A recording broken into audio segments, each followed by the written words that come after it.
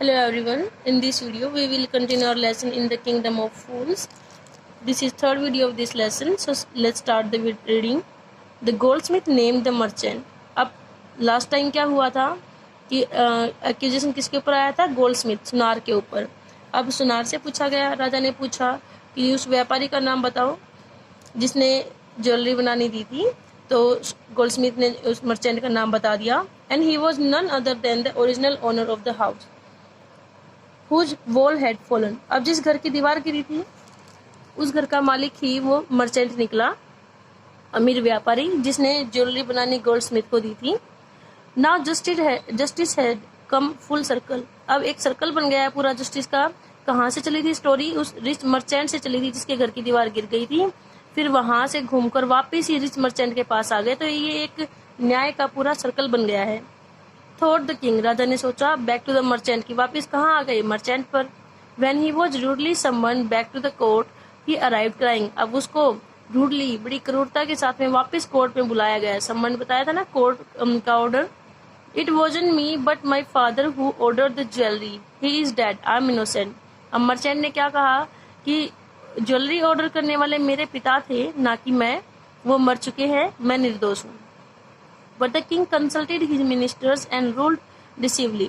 अब राजा ने क्या किया? अपने मंत्रियों से ये सलाह की, विचार विमर्श किया और फिर क्या हुआ? It's true your father is the true murderer. अब क्या बात, ये बात तो सच है कि असली हत्यारे कौन है? आपके पिता। He is dead, वो मर चुके हैं। But somebody must be punished in his place. पर अब क्योंकि सजा तो मिलनी है, क्योंकि वो चोर मारा गया है, तो उनकी जगह पर किसी को तो सजा मिलनी है। You have inherited everything from that criminal father of yours. अब क्रिमिनल फादर किसको बुलाया गया है? रिच मर्चेंट के पिताजी को। कहते हैं कि वो व्यापारी को बोल रहा है कि आपने सब कुछ अपने पिता से इनहेरिटेड मतलब विरासत में पाया है। His riches as well as his sins. riches का मतलब यहाँ पर होगा अमीरी, और sins यहाँ पर होगी उसके अपराध, कि आपने उसकी अमीरी या जो भी दौलत वगैरह सब कुछ विरासत में पाई है, साथ में अपराध भी आपको विरासत में मिले हैं। I know at once, मुझे तो तुरंत पता लग गया था, even when I first set eyes on you, that you were at the roots of this horrible crime. कि मुझे तो आपको देखते ही, जब मैंने पहली बार आपके ऊपर नजर डाली, तभी मुझे समझ में आ गया था कि आप ही जड़ हो, रूट्स जड़ है हॉरिबल क्राइम, ये जो भयानक जुर्म हुआ है इसके आप ही जड़ हो। You must die, तुम्हें मरना पड़ेगा। And he ordered a new stake to be made ready for the execution. Stake का मतलब यहाँ पर जैसे वो फांसी पर लटकाते हैं ना, रस्सी वगैरह और लकड़ी का बनाकर, वो वाला। And this is execution मतलब फांसी देने के लिए। तो वहाँ पर एक नया स्टेक बनाया गया फांसी देने के लिए। As the servants sharpened the stake and got it ready for the final impaling of the criminal. और जैसे ही वो जो सर्वेंट थे राजा के, वो उसको तेज बना रहे थे, धारीदार बना रहे थे स्टेक को, और तैयार हुए आखिरी इम्पेलिंग ऑफ द क्रिमिनल को मारने के लिए वहां पर रेडी हुए। It occur to the ministers that the rich merchant was somehow too thin to be properly executed on the stake.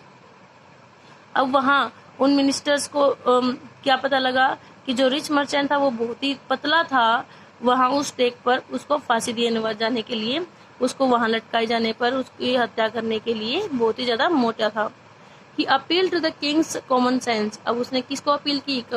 राजा की समझ को, कि आप सोचिए इस बात को कि ये तो मोटा है, ये कैसे यहाँ पर इसको एग्जीक्यूट किया जाएगा।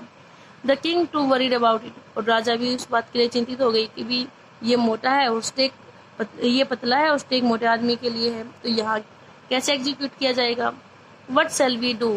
He said when suddenly it struck him that all they needed to do was to find a man fat. अब जैसे ये सारा ये माइंड में स्ट्रक हुआ, ये बात आई, तो उन्हें क्या समझ में आया कि उनको क्या जरूरत है? एक मोटे आदमी की है।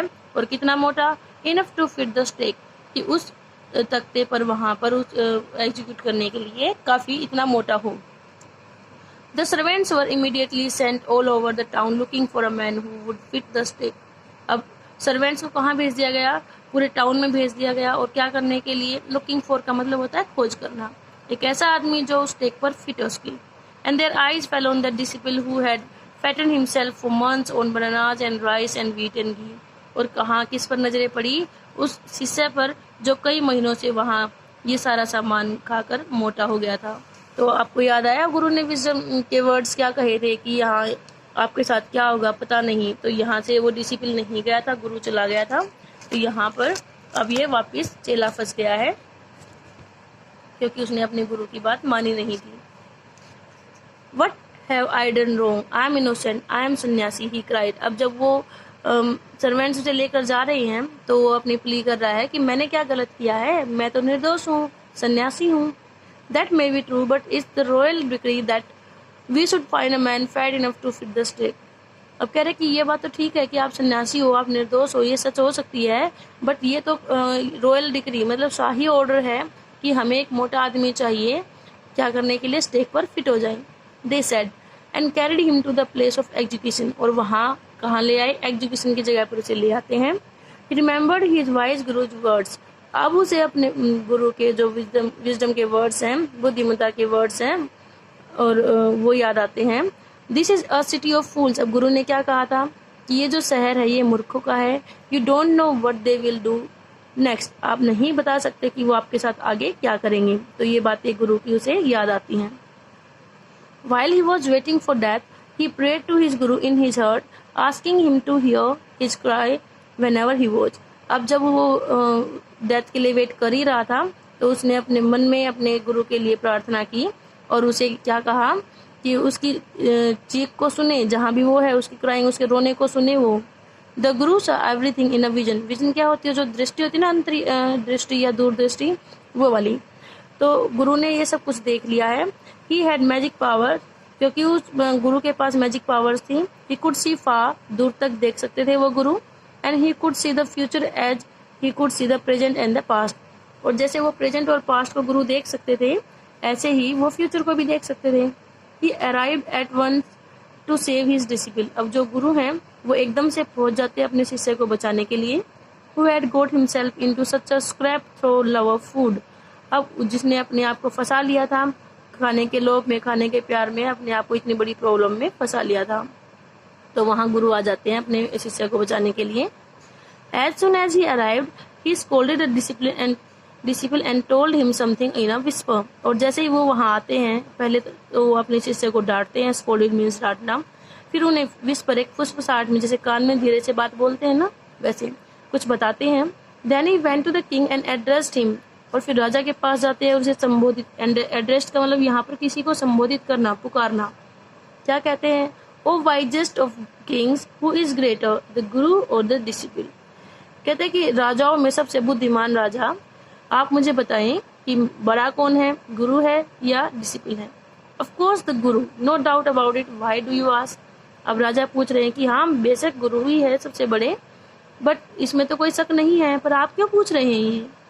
Then put me to the stake first, put my disciple to death after me, तो गुरु क्या कहते हैं कि यहाँ स्टेक पर मुझे पहले लटकाया जाए, मुझे पहले मारा जाए, उसके बाद मृत्यु के घाट मेरे शिष्य को उतारा जाए मेरे बाद में। तो यहाँ ये प्लानिंग चल रही है गुरु और शिष्य की। देखो उन्होंने विस्पर में बात की थी कि क्या बात करनी है, तो वह सारा कुछ यहाँ स्टार्ट हो गया है। राजा के सामने थोड़ा सा प्रिटेंड कर रहे हैं, दिखावा कर रहे हैं। When the disciple heard this, he understood and began to clamor. अब जब डिसिपल ने ये सारा कुछ सुना कि गुरु क्या कह रहे हैं, वो बातों को समझ गए और वो फिर भी चिल्लाने लग गया, मी फर्स्ट, नहीं नहीं, गुरु को पहले नहीं लटकाना, मुझे पहले मारना है। You brought me here first, put me to death first, not him, पहले मुझे मारा जाए ना कि मेरे गुरु को। The guru and the disciple now got into a fight about who should go first, अब गुरु में और शिष्य में झगड़ा हो जाता है इस बात के लिए कि पहले किसे मारा जाएगा। The king was puzzled by this behaviour, और ये सब कुछ देखकर राजा था वो पजल हो जाता है, उलझन में आ जाता है। He asked the guru, why do you want to die, अब गुरु से पूछते हैं कि आप मरना क्यों चाहते हैं। We choose him because we needed a fat man for the stake, हमने तो इस शिष्य को इसलिए पकड़ा है क्योंकि हमें मोटा आदमी चाहिए था और ये स्टेक पर फिट हो रहा है। You shouldn't ask me such questions. Put me to death first, replied the Guru. अब गुरु क्या आंसर देते हैं कि आपको ऐसे क्वेश्चंस मुझसे नहीं पूछने चाहिए, बस मुझे मार दीजिए। Why? There is some mystery here. Mystery means रहस्य। As a wise man, you must make me understand. अब राजा क्या कहते हैं कि कुछ तो रहस्य है और क्योंकि आप बुद्धिमान आदमी हैं, आपको मुझे समझाना होगा।